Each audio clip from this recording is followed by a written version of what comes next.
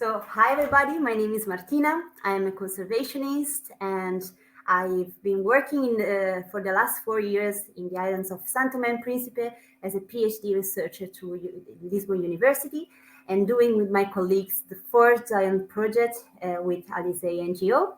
And today I will share with you some of the results of what we have found in these islands. So let's start. So this last research we have made with my colleagues deal with what do we know about nature? How do we see species? What species do we know and what species do we prefer to protect? Well, actually, as conservationists, such as people that one of our main aim is to avoid that some species in the world start to disappear very fast, we really need people support. But sometimes the way us as a researcher and conservationists see species is different from how people see species. And that makes us wonder how we can obtain more support so that people like the species and want to protect them and want to invest to protect them. And how do we do that? Well, we need to understand what do people know about biodiversity and what species do they want to protect. If you remember, when you were a child, how did you start to like some species or dislike some species? Why do you know some species that others you don't know? Well, when we are little, when we are kids, we start to connect with the environment around us. We start to look at the species that are out there and we kind of decide, well, I like this species. I don't like very much this one. And then we start to make our own preferences. And these preferences and this knowledge about species can be affected by several factors. For example, if we are older, of course, we might know more about the species around us because we learned more during the years. Or if we are girls or boys, due to some cultural practices, we might know more or less. Or if we had more exposure to natural environments, we might know more about species. And of course, this also depends on the place where we live or we go to school. If we are close to a forest, if we are close to savanna, well, we will know more about species maybe than other that are in an urban environment. Or our teacher maybe really like wildlife and teach us a lot and influence our knowledge about biodiversity. And also this depends on the species that we can find in our surroundings. And actually, when we are children, I also, right now, if I now will ask you a species that you would like to protect the most in the world, the majority of you would answer a species that is probably a mammal. Why? Because their behavior and their anatomy is more similar to ours, so it's easier to have an empathy with them. It's easier to like them. However, as we know, in the world, there are millions of species and actually vertebrates, such as mammals, birds, reptiles, fishes, etc., are only less than 3% that all the whole animals that we can find in the world. And the more than 97% are invertebrates. But how do species see these animals? If nobody noticed them, if nobody pay attention to them or like them as much as they like mammals, who is gonna protect them? Well, that's why because our target species is actually an invertebrate, is this giant that I find it very cute, but not all the people might find cute. We must understand, do children know these species or not? Do they want to protect them or not? And this is important to understand what kind of environmental education activities we are going to design to have more support of people to protect these species that are charismatic but in a different way. So what we wanted to know is to understand what species do children know, what species do they want to protect, and why. And this is important, especially in some areas of the world, biodiversity hotspot, where we have a lot of species in some specific areas, but at the same time, they are most threatened. And this is an example, islands, they are very susceptible compared to other areas because there are some species that only exist there. And when we introduce species there that might compete, then they can create biodiversity loss. But sometimes these introduced species are more charismatic than the threatened species that are disappearing. So we have a controversial situation in which people prefer to protect species that are introduced, but at the same time are not very good for this environment. And that's where I want to bring you to one of my favorite places in the world, which is our study areas where we have been working for the last 4 years. So these beautiful forests are found on the equator line, and specifically here. You can find in West Africa, in the Gulf of Guinea, you can find these two small islands called Tomé and Principe, which is the second smallest country, African country. And these islands were actually were discovered by people just some centuries ago.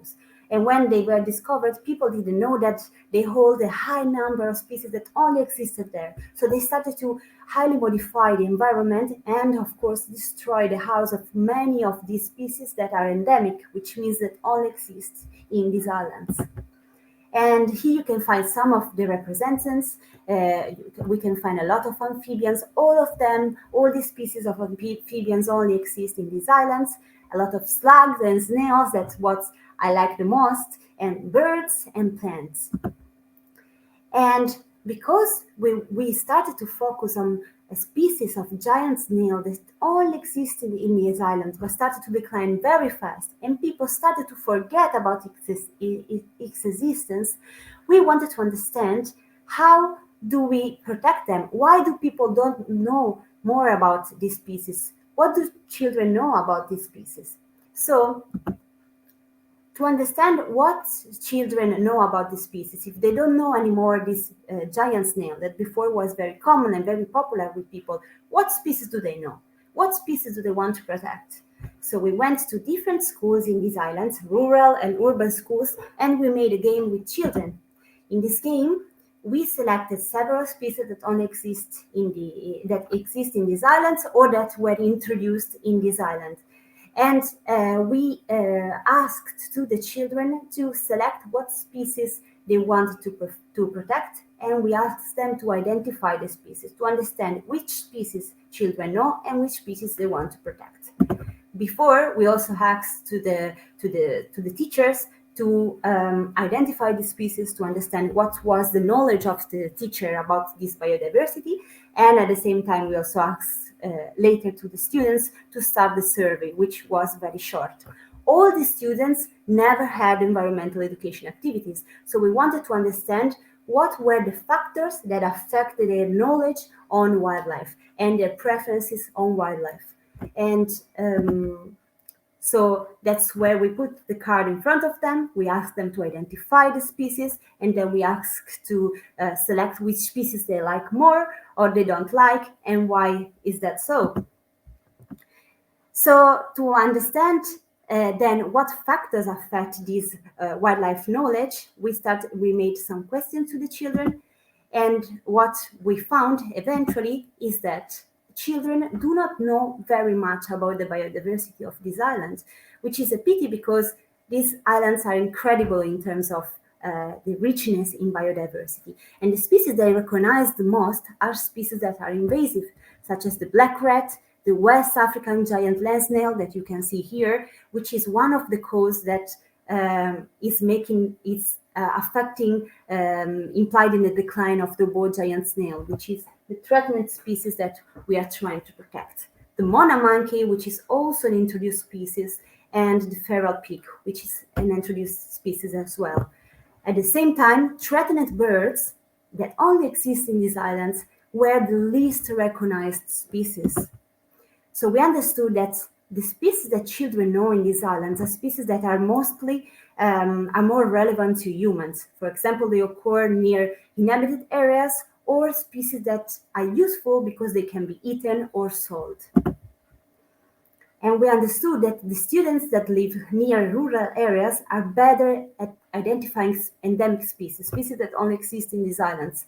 On the contrary, urban children, children that come from urban areas, know less about biodiversity. They cannot recognize much species that live in these islands, as well as rural students.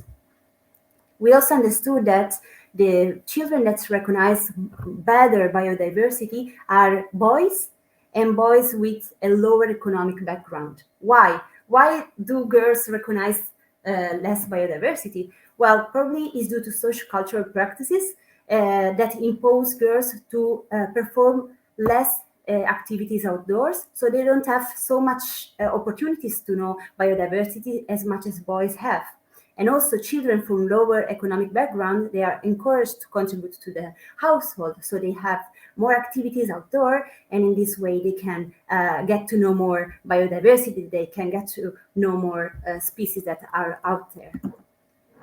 So we saw that the species that the children wanted to protect the most were the mona monkey, which is an introduced species, and two species of endemic birds that only exist in the islands. However, the species that the children recognized were not necessarily the species that they wanted to protect.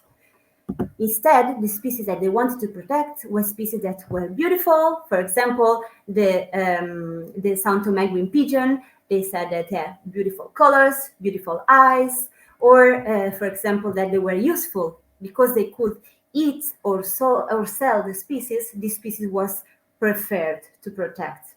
Or they were curious about the species because they have never seen it, so it was their favorite because they wanted to see it and interact with it. Unfortunately for reptiles and amphibians, they were among the least selected species to protect.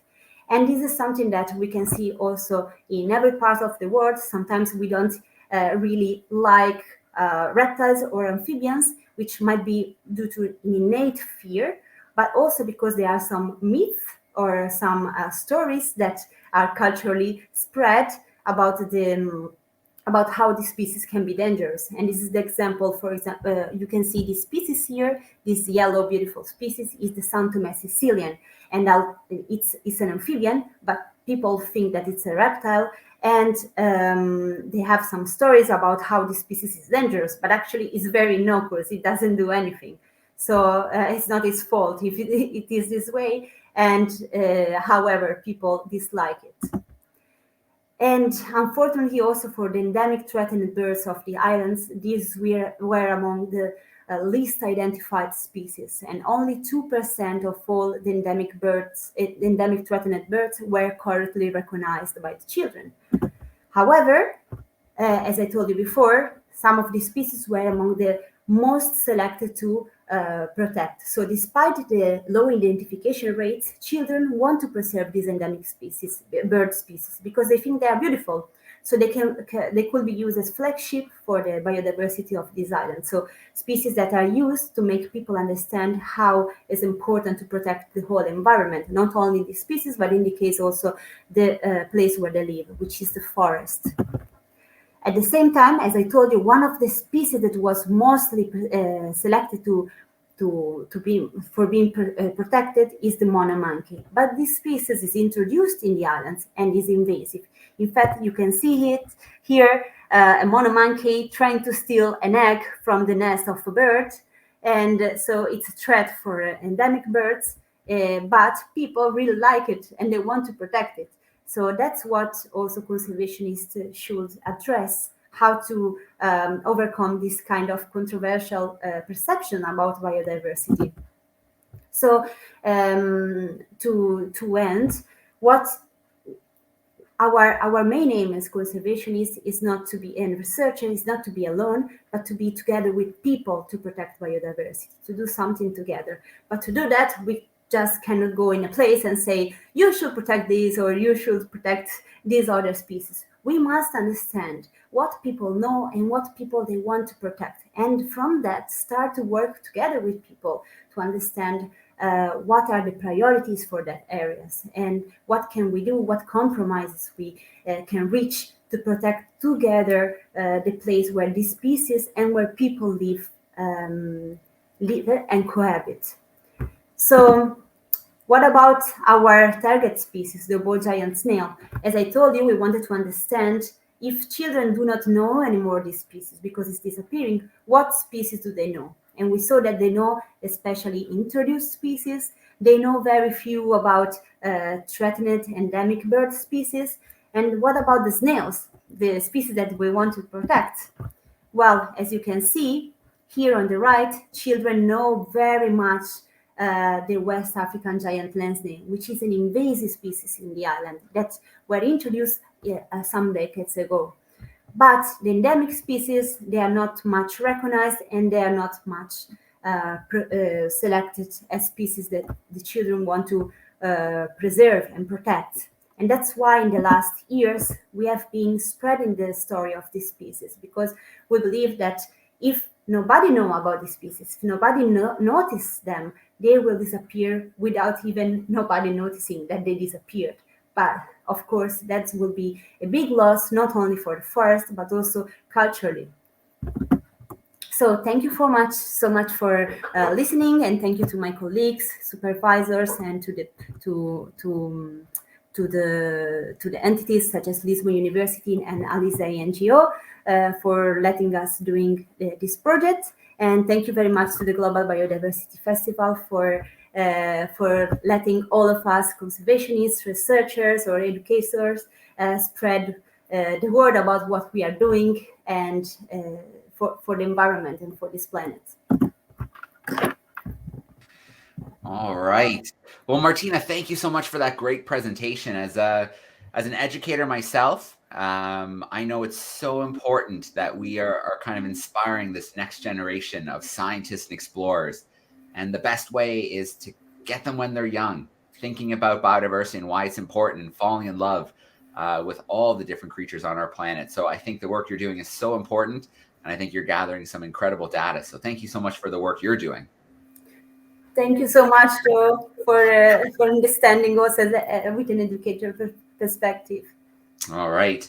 Well, I've got lots of questions here for you, but I want to start with something you said at the beginning. You said that there's when kids are young, they fall in love with different types of creatures, and usually what they're exposed to. So sometimes it's the mammals, the birds, because they're so charismatic and they look, in some cases they look similar to us. So I want to know, where did your love come from for the small creatures, for the invertebrates? Do you remember where that came from? Sure. So when I when I was, I think that I was very lucky because outside my house there was a garden. So I was going there maybe when I was about 2, 3 years old, and I was doing some exploration behind the trees, and then I was finding these little creatures. And what I remember that I would look at them very close and see that they also had eyes like us. And even if they were very small, they were moving, and then they were going inside the house, such as the ants. So I started to understand, okay, they have different shapes, they have different colors, but that's incredible because each of them has their places to live, their habits, like they were always going in the same place to eat, such as the slugs, and they were living under the same rocks. So I was never alone, like I always have my my neighbors outside in the garden, and I understood that they also had their life. We are not the only one living in this world. There are so many neighbors outside there, and sometimes we don't even see them just because they are smaller than us, but they are important. All right, that's awesome. Very, very, very cool. So I wonder, what do you think it is that maybe pushes kids in one direction more towards the mammals? Do you think family is a big influence? Do you think it's what they see in the media? What do you think that the biggest influences are that maybe push kids away from those smaller species? So, well, actually, it depends a lot how you tell the story as well. But it's easier for people to have an empathy with species that have an anatomy or a behavior similar to ours. So to make them develop an empathy with an invertebrate, it's a more difficult task. But if you tell the story from its perspective and you make people realize actually what's their life and why they are important, well, we can change this perspective. It's not that we have not to tell the story of mammals, we also have to do that, but there are so many species out there that nobody see them, and if nobody see them, they are going to disappear and nobody's going to ever do anything about them. um, Yeah.